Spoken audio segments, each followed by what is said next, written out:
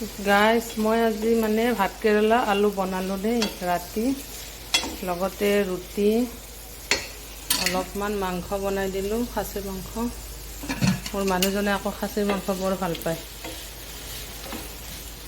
লগতে ৰুটি বনাই দিলোঁ, এয়া ৰুটি ঘি লগাই দিছোঁ।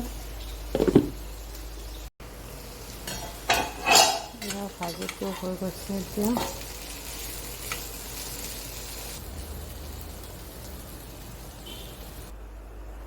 এতিয়া মই পিনসাজক খাব দিম, অকণমান ঘি দি দিম।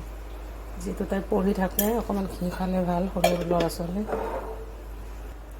লগত ৰুটি দি দিওঁ তাইক, ৰুটি।